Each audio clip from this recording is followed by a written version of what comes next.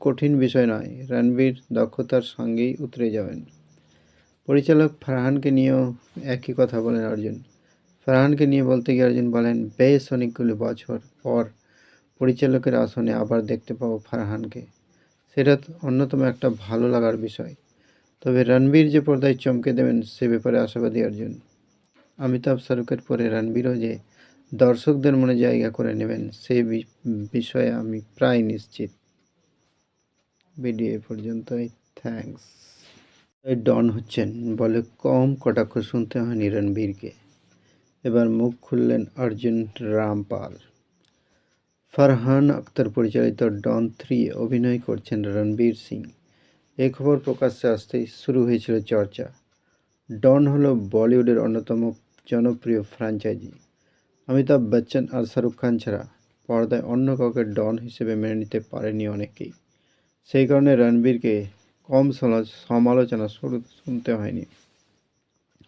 রণবীর সেসবে কান দেননি সেটা আলাদা বিষয়, কিন্তু তাই বলে সমালোচনা থেমে গিয়েছে এমন নয়। অমিতাভ এবং শাহরুখের জুতোয় পা গলাবেন রণবীর।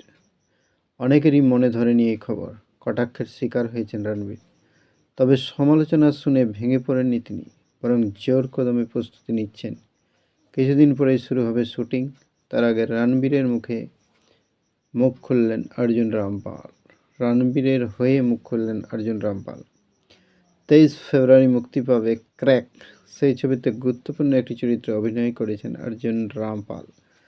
ছবির প্রচারের ব্যস্ততার ফাঁকে রণবীরের প্রশংসায় পঞ্চমুখ হলেন অর্জুন। তিনি বললেন, রণবীর সব ধরনের চরিত্রেই বিশ্বাসযোগ্যভাবে পর্দায় ফুটিয়ে তোলেন।